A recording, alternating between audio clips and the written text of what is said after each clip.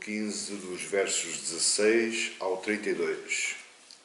E hoje eu queria falar convosco sobre a crucificação de Jesus.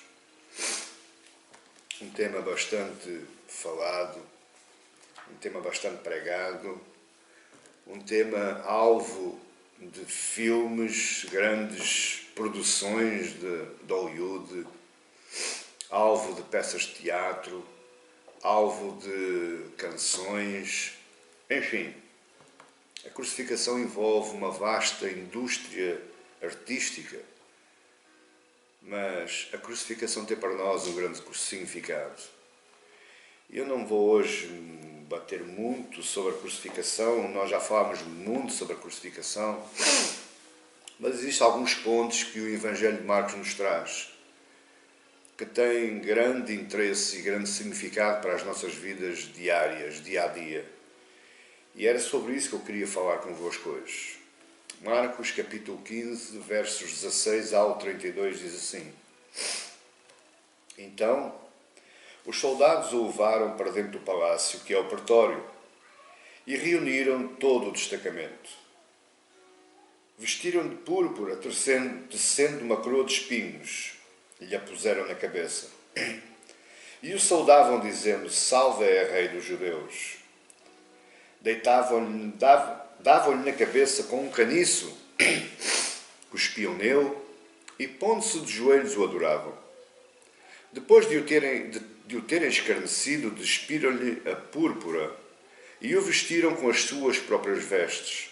Então, conduziram Jesus para fora, com o fim de o crucificarem. E obrigaram a Simão Cirineu, que passava, vindo do campo, pai de Alexandre e de Rufo, a carregar-lhe a cruz. E levaram Jesus para o Gólgota, que quer dizer lugar da caveira. Deram-lhe a beber vinho com mirra, ele, porém, não tomou. Então o crucificaram e repartiram entre si as vestes dele, lançando-lhes sorte para ver o que levaria cada um. Era a hora terceira quando o crucificaram.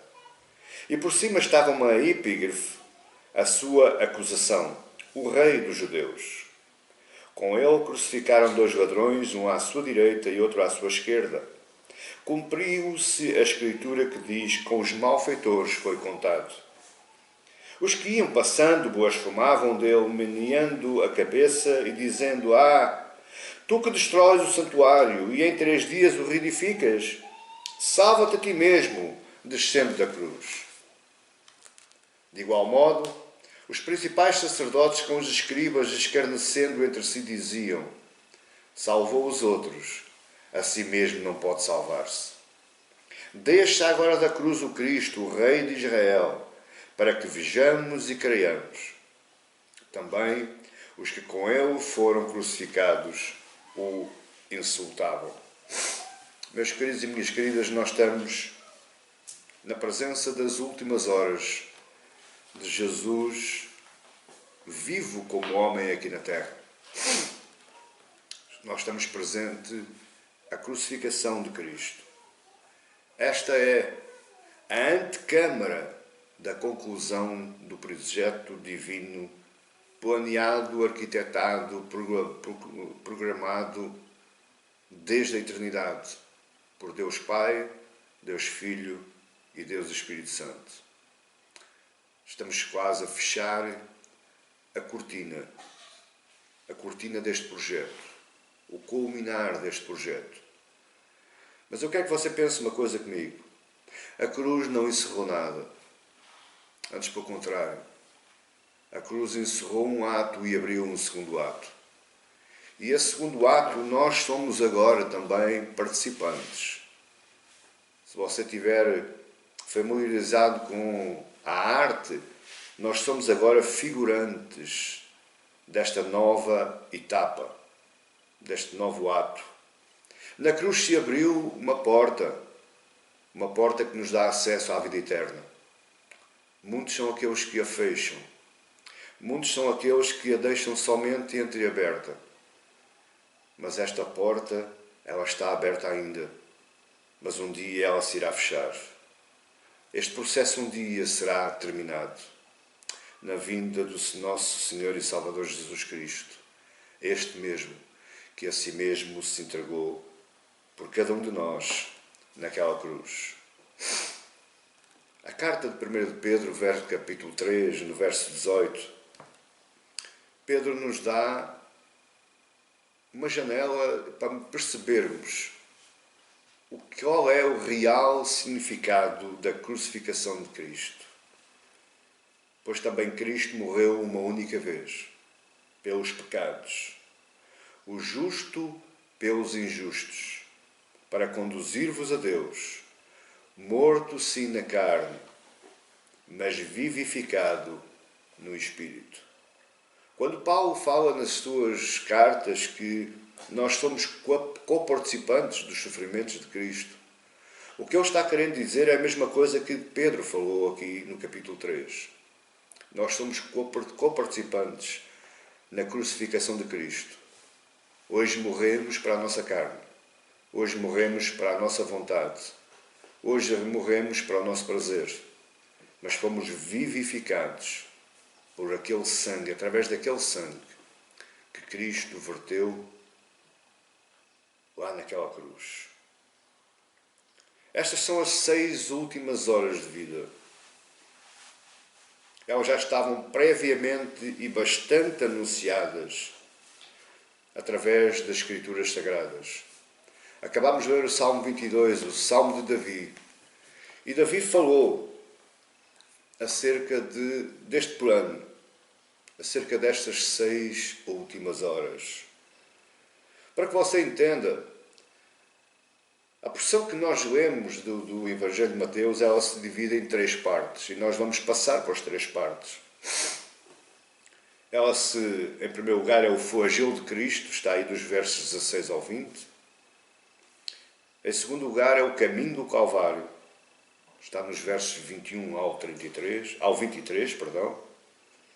E depois, por último, temos a crucificação, o verso 34 ao 32.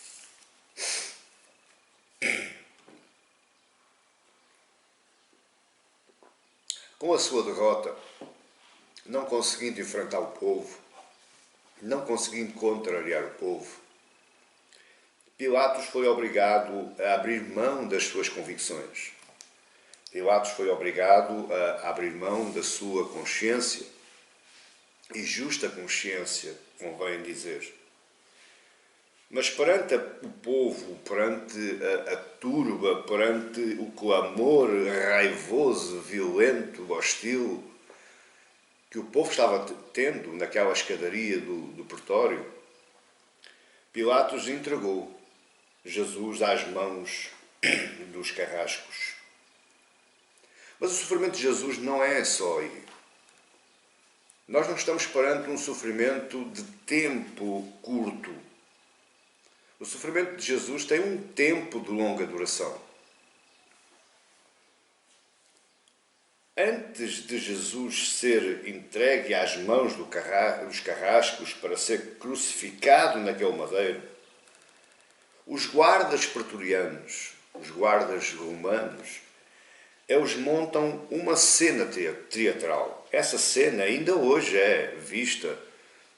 E se você reparar, na época da Páscoa, passam dezenas de filmes onde se mostra a grande cena teatral que os guardas montaram naquele lugar. Se nós vimos aí nos versos 16 ao 18, nós vemos o fingimento daqueles guardas. Nós vemos aí qual foi a cena, o teatro que os guardas montaram para o povo. Então os guardas, verso 16, então os guardas o levaram para dentro do palácio. Repare que Jesus estava fora do palácio, na zona de onde eram chicoteados, e o levaram para dentro do palácio, para o pretório, e reuniram uma plateia diz aí Marcos, que reuniram todo o destacamento. Jesus teve plateia. Jesus teve audiência. Vestiram-no de púrpura. Púrpura era um manto de cor de púrpura, um manto bastante caro. Normalmente eram os mantos que os guardas pretorianos usavam e até os reis. Tecendo uma coroa de espinhos, espinhos de madeira de acácia. Esses espinhos muitas vezes tinham 4, 5 centímetros de comprimento, e lhe puseram na cabeça. Verso 18: e o saudavam, dizendo: Salvé, Rei dos Judeus. Existe aí outro evangelho que eu não escrevi, mas também não é por aí, não é muito importante, mas os 4 evangelhos narram esta passagem. Mas existe aí, salvo erro, é Mateus, que diz que os guardas se... não, é aqui no verso 19. Davam-lhe na cabeça com um caniço, cuspiam nele e, pondo-se de joelhos, o adoravam. Eles estavam agora venerando teatralmente o suposto rei dos judeus, porque ele foi à presença de Pilatos com a acusação de que se estava fazendo passar por rei, que era o Filho de Deus. Na pergunta que Pilatos lhe fez: és tu o rei dos judeus? Jesus não se defendeu. Então toda essa acusação, ela permaneceu até ao final da vida de Jesus. Repare que nós lemos aí que Pilatos mandou colocar uma etiqueta, uma frase, uma tabueta. Essa tabueta foi escrita em latim, em aramaico e em grego.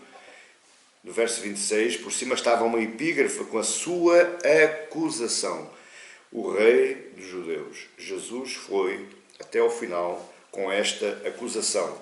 Então os guardas estavam montando um teatro, como se Jesus fosse realmente o rei, e eles estavam venerando o rei dos judeus. Eu gostava que você notasse uma coisa. Jesus já tinha sido açoitado.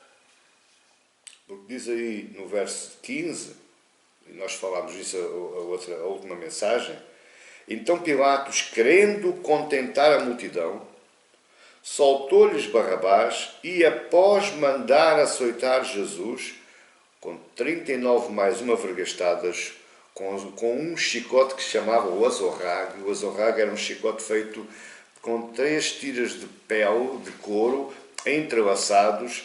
Nas tiras, nos entrelaços do couro, existia pedaços de osso, e nas pontas desse azorrague, dessas tiras, existia pedaços de chumbo. Dizem os escritos que, quando alguém era açoitado desta forma, muitas vezes morriam, não chegavam à última chicotada que lhes era imputada. E, na maior parte das vezes, os guardas, à medida que iam rasgando a pele dos condenados, eles iam ficando mais empolgados, a adrenalina ia subindo e eles batiam com mais força.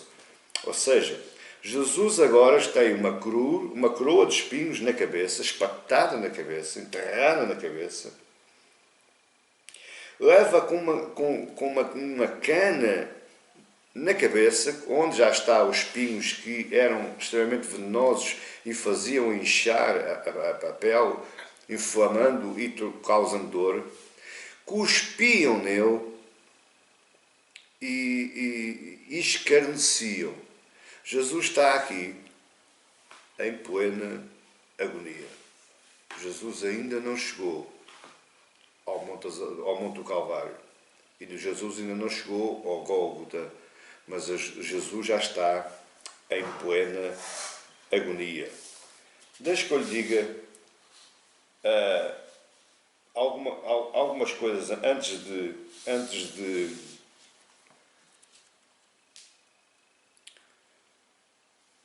João 19 diz assim, verso 17: tomando eles, pois, a Jesus, a ele próprio, e ele próprio carregando a sua cruz, saiu para o lugar chamado Calvário, Gólgota em hebraico. Jesus quer carregar a sua cruz. Jesus optou por carregar a sua cruz. Dilacerado nas suas costas, com a sua cabeça latejando, o seu ego completamente embaixo, mas Jesus diz: eu quero carregar essa cruz. Eu gostava que até ao final do sermão você tivesse a fazer um filme na sua mente. Porque toda esta resolução, todo este episódio, ele faz parte da sua vida. Este episódio foi o cheque que Jesus passou com a sua própria assinatura, com o seu próprio sangue, para que você hoje pudesse ser vivo espiritualmente, para que você hoje pudesse ser feliz espiritualmente, para que você hoje pudesse ter uma esperança. Por causa de Jesus não poder suportar, os romanos obrigaram um homem, Simão Cirineu, ele vinha do campo, e os romanos, como Jesus não estava conseguindo carregar a sua cruz, os romanos chamaram este Simão e o obrigaram a carregar. Agora a pergunta é: por que é que Jesus não conseguiu levar a sua cruz? Porque era homem. Pelo facto de ser homem. Marcos, ele está findando o seu evangelho com o mesmo objetivo com que o começou. O grande objetivo de Marcos para aquela igreja, para aqueles cristãos lá na cidade de Roma, era mostrar àquele povo Jesus, verdadeiro homem e verdadeiro Deus. Na sua crucificação, Jesus vai demonstrar a sua completa natureza humana e a sua completa natureza divina. As duas naturezas num corpo só. Vamos pensar um bocadinho na situação de Jesus como homem. Se nós olharmos cronologicamente toda esta ocorrência, parece que há aqui tempos, coisas assim muito superficiais que nós, à primeira vista, não conseguimos entender. Mas eu gostava que você entendesse uma coisa. A crucificação dá-se uma sexta-feira, o dia antes da Páscoa. Mas essa crucificação, o episódio da crucificação, ela começa na quinta-feira anterior. Ele começou ontem. Sabendo nós que Jesus era muito zeloso com as suas orações, Jesus guardava um tempo de qualidade, um tempo bastante qualidade para falar com o seu Pai, Deus. Com certeza não me causa espanto nenhum, olhando para outros textos bíblicos, que Jesus ontem, na quinta-feira, ele se levantou de madrugada para falar com Deus. Sabemos também, deixe-me só fazer os parênteses, que o dia para o judeu, ele começa às 6 da manhã e ele termina às 6 da tarde. Quando termina às 6 da tarde, começa um novo termo horário que chama-se vigília. A primeira, a segunda, a terceira e a quarta vigília, todas elas divididas por 3 horas. Mas as horas do dia também se divide por 3 horas. A terceira hora, a sexta hora, a hora nona e a 12ª hora, que é às 6 da tarde. Portanto, se nós imaginarmos Jesus a se levantar de madrugada na quinta-feira, ele vai orar ao Pai. Possivelmente o seu dia começou não às 6 da manhã, mas às 4, 5 da manhã, ele foi orar ao Pai, ele foi falar com o Pai.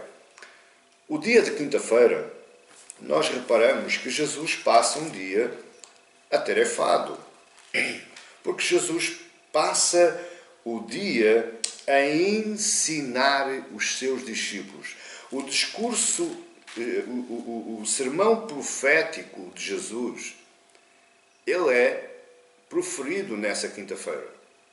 Se nós olharmos para o sermão profético, meu amado irmão, se nós olharmos para Mateus 24 e 25, foi um ensinamento e peras. Foi um caso de horas. Quem está habituado a falar, a pregar, sabe que 1h30, 2 horas cansa. É cansativo. E nós estamos aqui falando, expondo aquilo que nós pensamos, sem qualquer tipo de pergunta-resposta, sem qualquer tipo de algum cansaço mental. Mas não é o caso de Jesus. Jesus pregou para os discípulos o sermão profético. Além de pregar, ele ainda teve que explicar.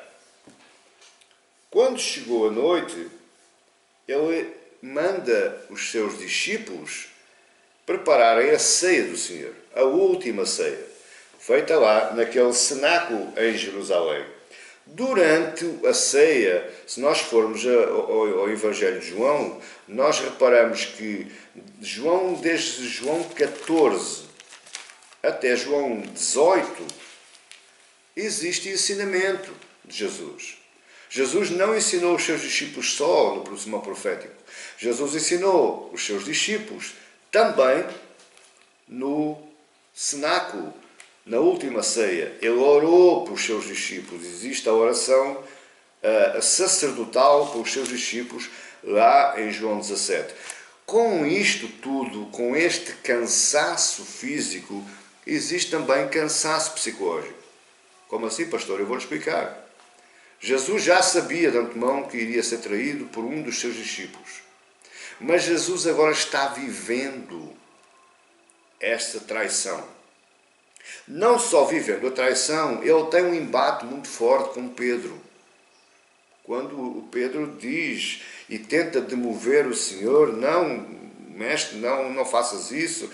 E Jesus tem um embate e Pedro então se levanta e diz que tu não estás a dizer não pode ser verdade, isso não pode ser verdade, porque eu estou aqui, eu vou-te defender, e Jesus está vivendo tudo isto.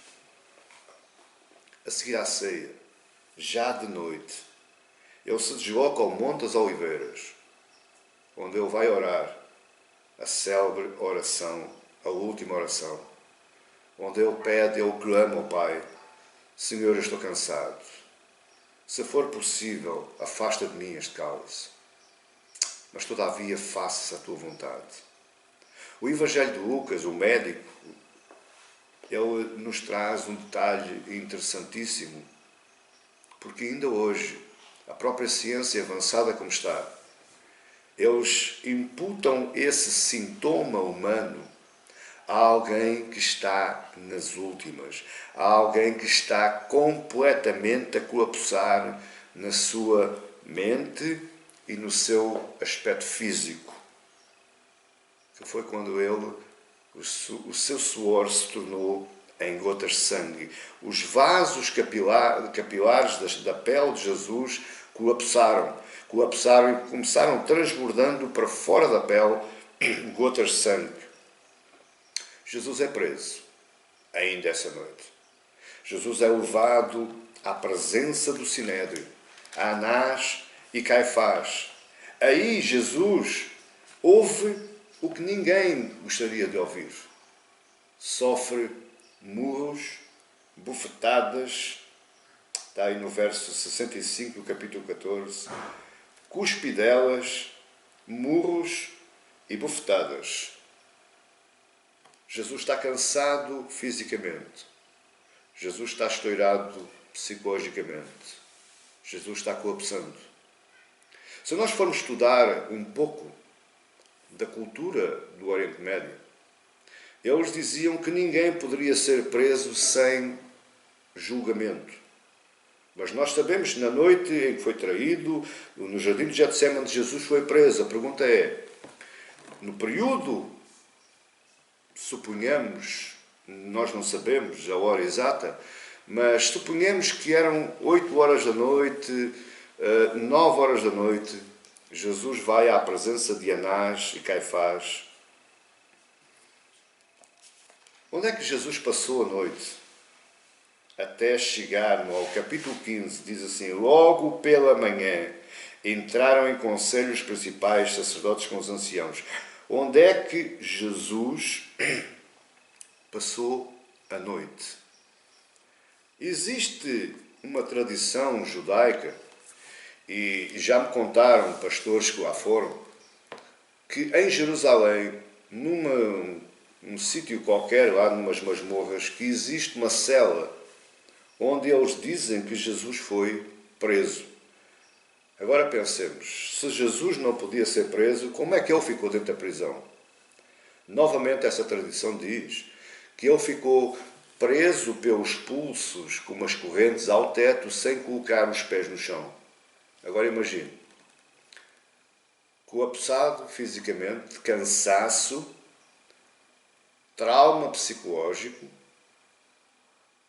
ainda passar uma noite inteira, até às 6 da manhã, pendurado pelos pulsos, numa cela, numa masmorra, sozinho, abandonado, ao frio. Ele que já estava com o seu corpo a colapsar, derivado àquelas gotas, àquele rompimento dos vasos capilares. Pois bem, agora Jesus enfrenta uma nova etapa. Você repara que há quantas horas, eu estou aqui falando, há quantas horas Jesus já não dorme, não descansa, e não come, e nem se hidrata. É hora de chegar à frente de Pilatos. Ainda durante este período, e nós pensamos, porque a Bíblia diz logo pela manhã, quando a Bíblia nos fala, quando a Bíblia nos fala logo pela manhã, a nossa mente vai logo para as 6 da manhã, que é quando começa o dia. Ele é levado a Pilatos. Pilatos não quer julgá-lo, envia-o para Herodes. Você está a ver um homem fragilizado, fisicamente colapsado, psicologicamente de rastos. Agora vai arrastado novamente pelas ruas de Jerusalém, desde o pretório, a casa de Pilatos, até ao palácio de Herodes. Herodes chega lá, e nós conhecemos a história, ele escarnece Jesus e retorna-o novamente para Pilatos. Novamente arrastado, amarrado, porque ele diz aí, no capítulo 1, no versículo 1, no capítulo 15, na última parte diz, e amarrando a Jesus, levaram-no, quando não está aqui, levaram-no, possivelmente foi arrastado, foi à força, porque aqueles homens já estavam por tudo, eles já não tinham respeito nenhum por Jesus. E ele vai novamente à presença de Pilatos. Pilatos conversa com ele, tenta demover o sinédrio, tenta demover o povo, não consegue, entrega Jesus da maneira como ele já estava, às mãos de um carrasco, de um soldado romano, que a única função dele, a única função da vida dele, era escortejar corpos com aquele azorrague. A seguir, Jesus a entrega aos soldados, que colocam a coroa de espinhos, lhe batem com uma cana na cabeça, cospem nele, escarnecem nele, vestem-no e despem-no. Isto tem muito significado, o despir e vestir. E depois, no verso 20, então conduziram Jesus para fora com o fim de o crucificarem. A pergunta, porquê é que Jesus não conseguiu levar a sua cruz? Porque era homem, você não conseguia levar cruz nenhuma. Você nem uma garrafa de água do litro e meio você já conseguia colocar na sua mão, porque o seu corpo estava colapsado. A sua mente estava colapsada. Mesmo assim, Jesus ainda tentou levar a cruz. Jesus está à beira de um colapso. Se ele já não estava colapsado, está à beira de um colapso físico. No verso 23 existe também algo interessante. E ele diz, deram-lhe a beber vinho com mirra. Ele, porém, não a tomou. Que bebida era esta? Há umas passagens que diz que era vinagre com fel, outros dizem que é vinho com fel, mas bom, esta bebida existia assim, esta bebida servia de estimulante, servia de anestesiante. A pessoa bebia aquela bebida e suportava melhor a dor e a condenação. Existe algo que eu queria falar convosco hoje, e possivelmente o vai chocar. A crucificação não era vista como uma pena capital. Não, pastor, não. A crucificação de Jesus não era a pena capital. Porque a pena capital, na época, no contexto de Jesus, dava-se com uma morte imediata. O condenado não sofria. E isto estava reservado para os cidadãos romanos. E nós temos vários relatos bíblicos e históricos em que vários condenados foram decapitados à espada, com o machado, seja lá como for. Foi uma morte rápida, foi uma morte sem dor. A pena capital também muitas vezes não era antecedida, não era obrigatório ser antecedida pelo chicoteamento. Apenas a crucificação, que era um castigo por empalamento, apenas a crucificação era antecedida pelo tal chicoteamento. Eu fui com curiosidade, fui ver, e se você quiser ir, basta que escreva crucificação lá no Wikipédia, e você vai ter uma vasta leitura para ler. Mas eu tirei só daqui alguns pontinhos rápidos para nós sabermos o que era a crucificação. Existem relatos de Séneca, que era um historiador, Flávio Josefo, Cícero, todos eles historiadores antes e pós-Jesus, relatos de pessoas crucificadas que morriam dias depois da sua crucificação. Ou seja, a crucificação não levava à morte por si só. Porquê? Esta morte acontecia para castigo da pessoa e castigo público. Para exemplo, como é que as pessoas morriam então? As pessoas morriam quando se lhe quebravam as pernas, para que não houvesse sustentação no corpo, e assim morriam de asfixia. Ficavam sem ar nos pulmões e morriam. Nós já vamos perceber como é que é esse processo da sustentação.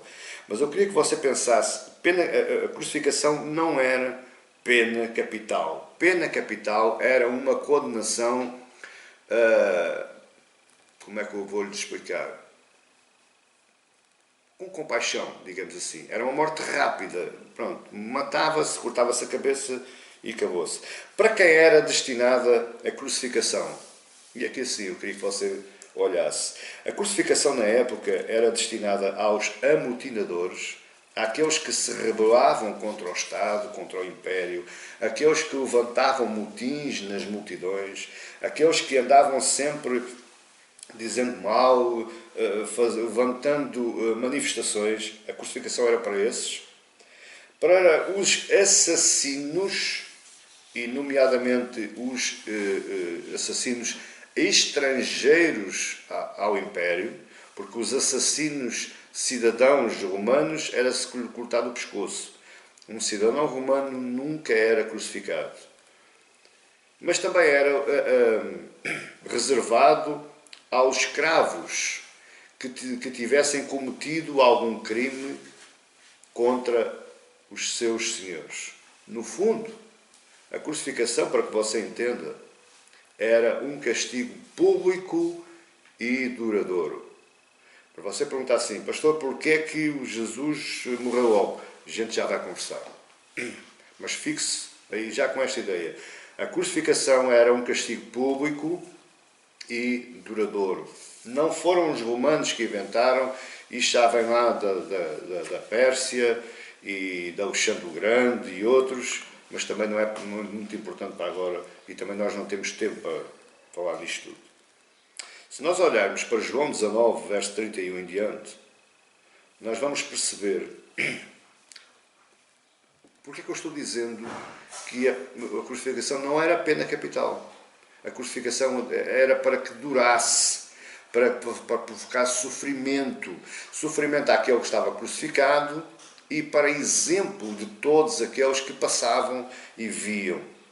João 19, 31 diz assim: então os judeus, para que no sábado não ficassem os corpos na cruz, visto como era a preparação da Páscoa, pois era grande o dia daquele sábado, porque era Páscoa, rogaram a Pilatos que se lhe quebrassem as pernas e fossem tirados. Os fariseus, o Sinédrio, não só condenaram Jesus, o levaram à crucificação, como disseram: não, Pilatos, agora tira-os dali porque amanhã é sábado, amanhã é dia de preparação, amanhã é dia da Páscoa e não convém que esses corpos fiquem ali expostos porque é contra a nossa lei. Verso 32. Os soldados foram e quebraram as pernas ao primeiro e ao outro, aos dois salteadores, um à esquerda e outro à direita de Jesus, que com ele tinham sido crucificados. Chegando-se, porém, a Jesus, como vissem que já estava morto, não lhe quebraram as pernas.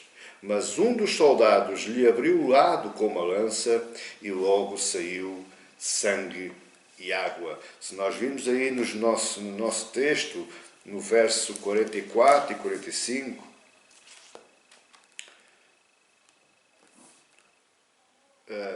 mas Pilatos, verso 44, Pilatos admirou-se de que ele já tivesse morrido, porque não era normal. Uma pessoa que fosse crucificada durava dias, muitas vezes passava de uma semana. Era preciso que lhe fosse cortado. Porquê? Eu vou explicar porquê. Porque nos escritos históricos também está escrito que aqueles que eram crucificados, eles eram alimentados com pão e água. Portanto, comida não lhes faltava. A própria cruz era propícia a que a pessoa estivesse minimamente confortável. Mas por isso é que Marcos relata aqui: mas Pilatos admirou-se que ele já tivesse morrido. E tendo chamado o centurião, perguntou-lhe se havia muito que morrera. Verso 45. Após certificar-se pela informação do comandante, cedeu o corpo a José. Este José é José de Arimateia. Agora entenda bem mais um assunto. Eu estou querendo trabalhar o seu coração. Porque, meu querido e minha querida, o nosso preço foi um preço muito alto. Para que você hoje pudesse sorrir, espiritualmente falando, foi pago um preço altíssimo por si e por mim. Eu quero que você entenda bem que a cruz de Cristo não tem nada a ver com os filmes. A cruz de Cristo não tem nada a ver com os quadros que pintam. Porquê é que eu digo isto?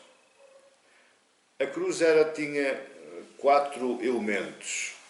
Primeiro, existia uma viga ou pilar que os romanos lhe chamavam como simplex, que era a viga vertical. Essa viga vertical media na ordem dos 2,5 metros, 2,60 metros, pesava mais ou menos 100 quilos, mas ela estava permanentemente enterrada no local das crucificações. Esse pilar, esse simplex, ele não era retirado.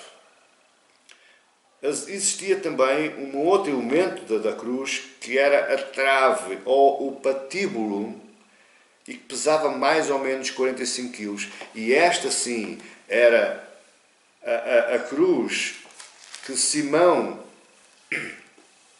no verso 21, obrigaram a Simão Cirineu, que passava vindo do campo, a carregar-lhe a cruz. Na verdade, aqui a cruz não é cruz, é o patíbulo ou a trave, porque era a barra horizontal que iria mais tarde encaixar na trave vertical que estava permanentemente enterrada no sítio das crucificações. Na viga, ou pilar vertical, existia algo que se chamava supedânea. Supedânea é supedanium. Era um tipo de um apoio onde eram colocados os pés dos crucificados para que de alguma forma tivesse sustentação. Mas ainda assim, mais acima, geralmente ao meio da trave, existia um banco de suporte ou um sedil, onde o condenado se sentava nesse banco e se colocava os pés nesse apoio. Por essa razão é que a crucificação durava, era um suplício de horas, dias e às vezes semanas. Porquê? Porque o condenado estava com suporte, ele estava sentado e tinha apoio nos pés. Com também aquilo que eu disse, que eles eram alimentados a pão e água. Por isso é quando chegava a um ponto, alguém lhe partia as pernas para que eles não pudessem se suportar para poder respirar, porque eles estavam com os braços abertos, eles faziam esforço na caixa torácica e de vez em quando, para respirar melhor, eles tinham que se apoiar nesse sedil, nesse supedanium, que é esse apoio que era para elevar a caixa torácica e poder então respirar. As mãos, quando a Bíblia fala nas mãos cravadas, na verdade, o grego não é mão, porque a mão do grego começa na zona do pulso e vai até a metade do antebraço. Eu fui ler também, e os crucificados ou eram pregados na zona do pulso, não era nunca nas mãos, era na zona do pulso, ou eram amarrados com cordas ao patíbulo, à barra, à trave horizontal.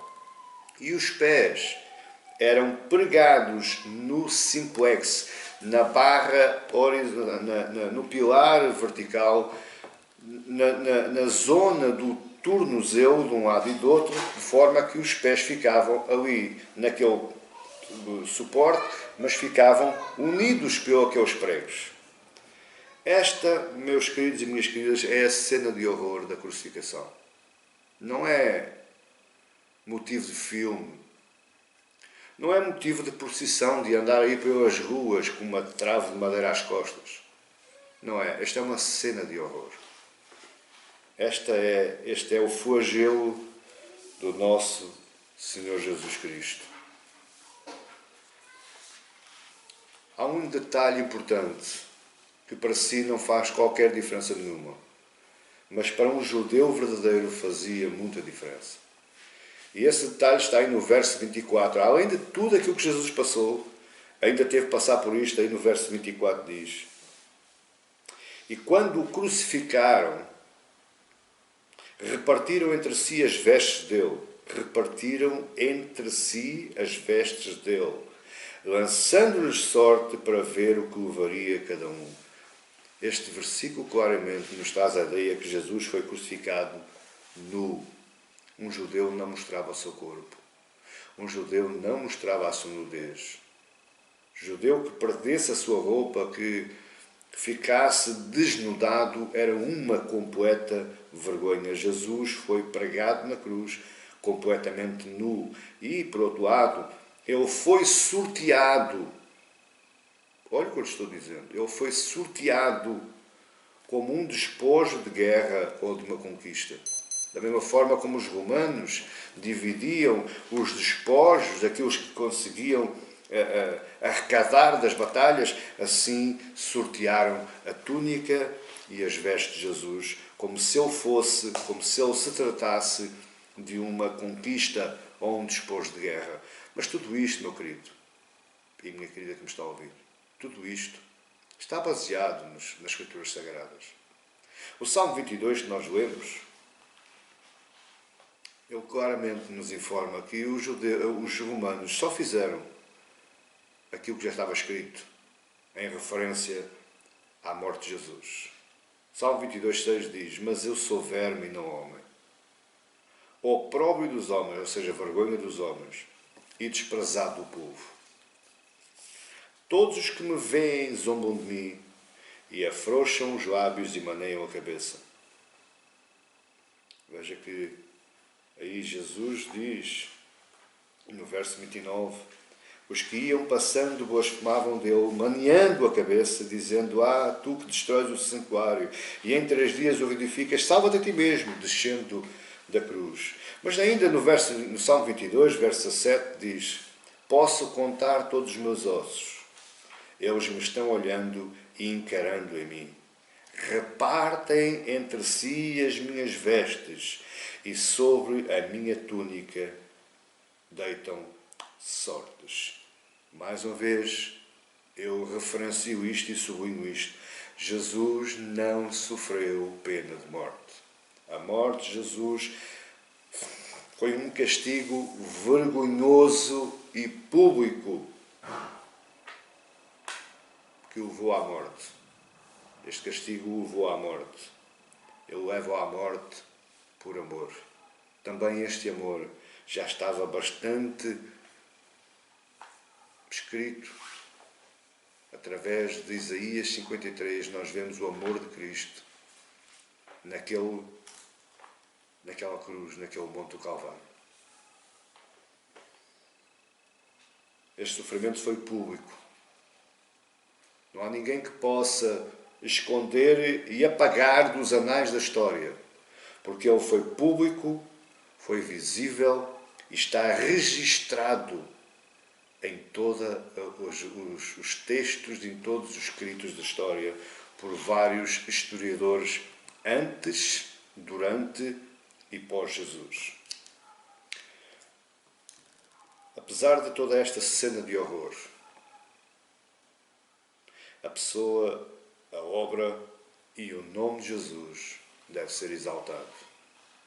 Apesar da vergonha que ele passou, chama-se a ele o opróbrio dos homens, o desprezado do povo. Isaías vai dizer que não havia beleza no seu rosto. Ele era o último de todos os homens. Mas apesar disso, olhemos para aquela cruz, olhemos para aquele monte, com exaltação ao nome de Cristo, à sua vida e à sua obra. É por isso, é só por causa disso, que Marcos relata aos cristãos de Roma este episódio. Imagina o que é você estar pregando para um povo que, por um lado, dava ênfase ao conhecimento, à sabedoria, mas que, por outro lado, dava ênfase ao poder bélico, militar, ao poder económico, ao poder representativo. E Marcos diz assim: pois, mas este que morreu naquela cruz, todo nu, enxovalhado, escarnecido, dorido, esse é o verdadeiro Rei. Esse é o verdadeiro Senhor. Esse que morreu naquela cruz, lá no Monte do Gólgota, no Monte do Calvário. Esse é o Senhor dos Senhores e o Rei dos Reis. Nesse está escrito o seu nome na sua coxa direita. Jesus padeceu, sofreu, morreu por amor. Por amor. Para você perguntar assim: mas que amor? Mas que amor que Jesus demonstrou naquela cruz? Eu estou terminando, mas eu não queria deixar de lhe falar deste amor. Porque primeiro, Jesus demonstra um amor personificado. Jesus tem amor por si e por mim, por quem nós somos, na primeira pessoa. É um amor demonstrativo de personificação. É um amor pessoal de um para um. E isso está escrito em Lucas 23, 43. Quando Jesus responde àquele salteador que estava ao seu lado e lhe diz: em verdade te digo que hoje estarás comigo no paraíso. Você repare que nós lemos que no verso 32 diz: deixa agora da cruz o Cristo, Rei de Israel, para que vejamos e creiamos. E também os que com ele foram crucificados o insultavam. Aquele salteador, ele não se converteu logo quando viu Jesus ao seu lado. E ele lá vizinho, estamos aqui na mesma campanha. Não. Eles insultaram Jesus, tanto da esquerda como da direita. Só que um pouco tempo mais por razões que eu não consigo explicar, há um Deus que se converte. E há um Deus que repreende o outro e diz: tu não conheces Deus, nós merecemos este castigo, mas este não, este é justo. E lhe diz: Senhor, que lembra-te de mim quando chegares ao paraíso. E Jesus demonstra um amor personificado. Quando ele diz: em verdade te digo, que ainda hoje estarás comigo no paraíso. Meu querido e minha querida, clama a Cristo. Porque Ele tem um amor personificado para cada um de nós. É só para nós. João 19, 26, novamente o amor personificado. Vendo Jesus sua mãe, e junto a ela o discípulo amado João, disse: mulher, eis aí o teu filho. Depois disse ao discípulo: eis aí a tua mãe.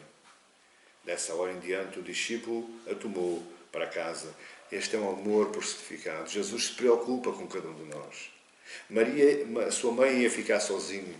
Também aquele discípulo, que o discípulo amado iria ficar sozinho.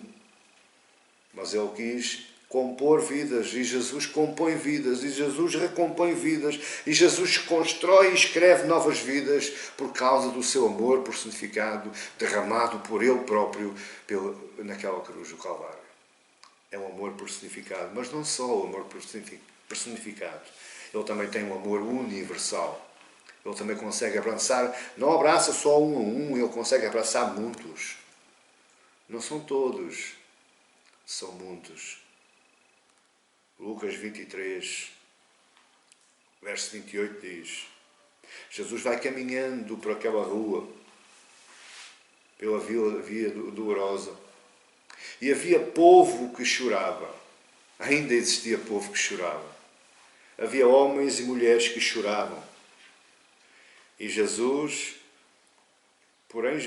voltando-se para elas, disse: filhas de Jerusalém, não choreis por mim. Veja, meu querido, você e eu já estávamos clamando pela nossa vida. Não nos importava mais nada senão a retirada do nosso suplício, a retirada da nossa dor. Mas Jesus diz, repleto do amor no seu coração, ele diz: filhas de Jerusalém, não choreis por mim, chorai antes por vós mesmas e por vossos filhos.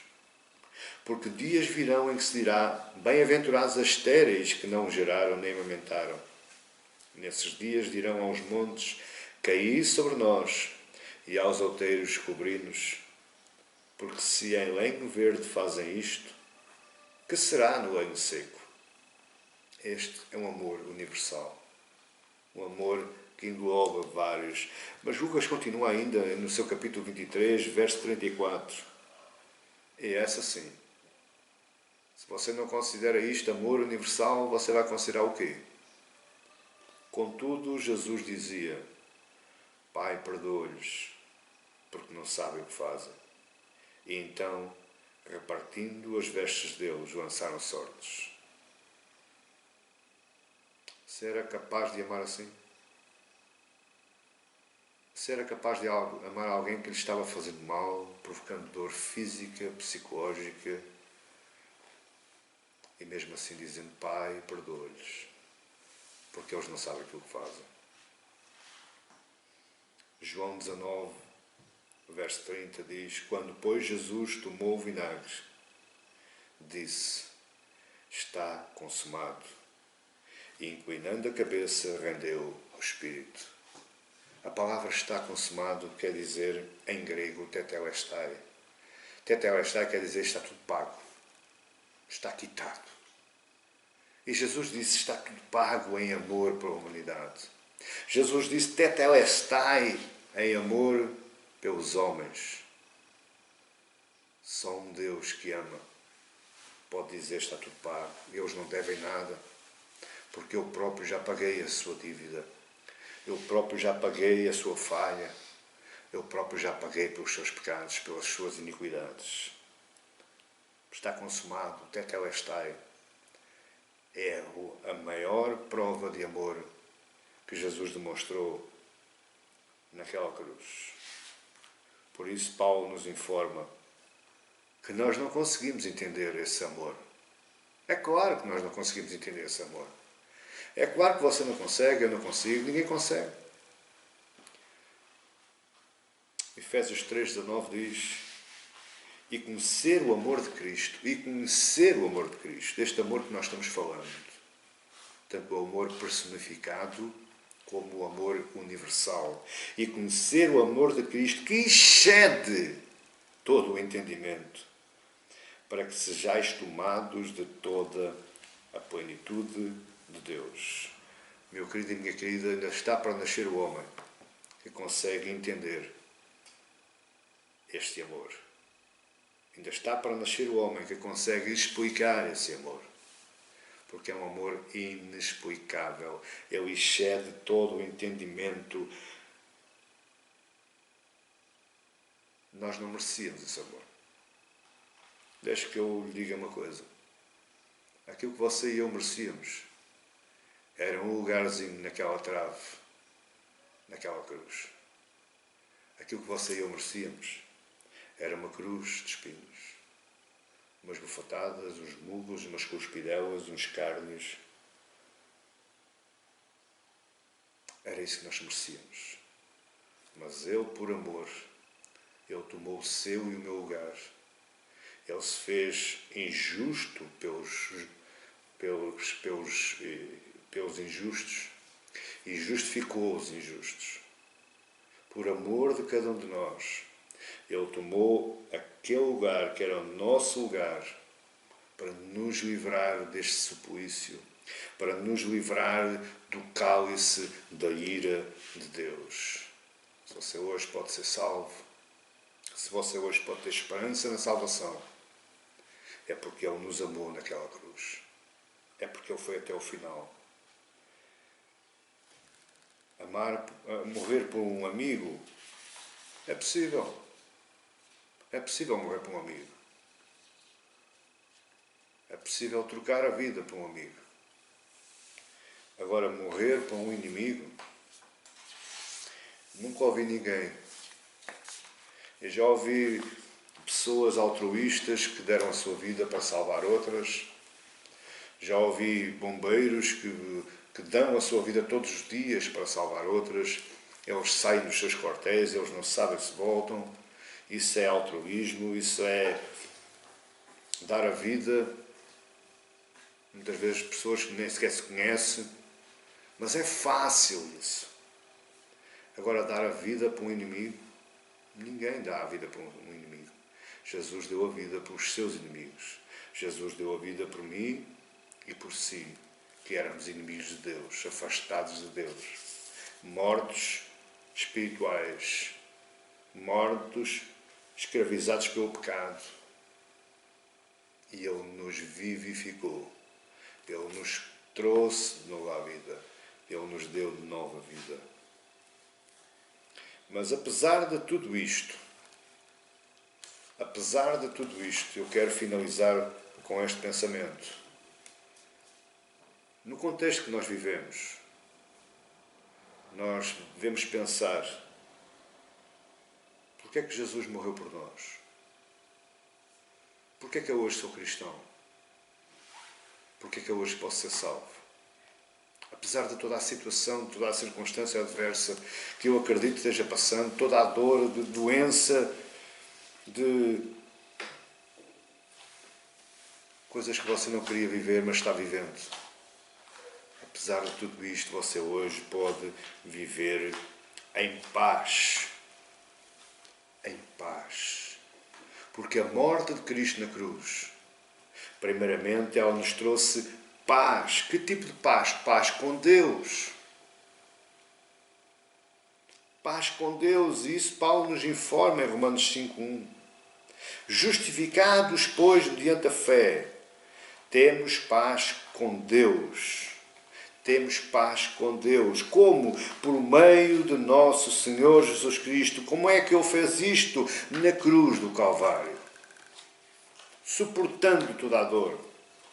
Suportando todo o opróbrio. Suportando toda a vergonha. Suportando todo o colapso físico, espiritual, moral, psicológico. Ele suportou para que nós tivéssemos paz com Deus. E quando nós temos paz com Deus, nós nos enchemos da paz de Deus. Por isso nós podemos viver. E por isso nós podemos sorrir. E por isso nós podemos nos alegrar. Meu querido e minha querida, eu não quero deixar de terminar sem lhe dizer: confie em Jesus. Exalte o nome de Jesus. Glorifique o nome de Jesus na sua vida. Seja qual for o momento que você esteja passando. Não importa se é um momento de alegria e não importa se é um momento de dor. Importa é que você o exalte. Importa é que você o louve, o adore, que entregue a sua vida a Ele, o controle da sua vida a Ele. Se Ele já fez tudo, aquilo que nenhum homem podia fazer, você não acha que Ele não tem mais ainda para fazer? Você acha que Ele já terminou a sua obra em si? Não. Ele ainda tem mais para fazer. Quanto mais você o buscar, mais você o vai encontrar. Quanto mais você à sua porta bater, mais a porta se vai abrir. Porquê? Porque Ele o amou. Jesus te ama. Ele te comprou. Ele pagou a tua vida com o puro sangue, o seu próprio sangue. Não foi moeda, não foi dólar, não foi euro. Foi o seu sangue. A Bíblia diz que o soldado romano chegou ao pé de Jesus e ele já estava morto, mas ainda assim o transpassou do lado direito com uma lança, saindo sangue e depois água. Já não havia mais sangue no corpo de Jesus. Ele gastou até à última gota por causa de si e por causa de mim. A minha oração é que esta palavra o incentive. A minha oração é que a sua palavra o aconchegue. A minha oração é que esta palavra o fortaleça. Nova semana está aí chegando. Novos desafios, mais desilusões, mais alegrias. Mas saiba que você já foi lavado no sangue do Cordeiro. Você é uma veste alva. Você é uma veste branca. Porque o sangue o cobre, o sangue o purifica. Que Deus o abençoe, meu querido e minha querida, que esteve até aqui, me acompanhando. A minha oração, o meu desejo é que isto passe rapidamente e nós possamos estar juntos. Nós possamos adorar juntos, partilhar juntos. Porque esse é o objetivo. É nós adorarmos o significado da cruz em comunhão. Em comunhão.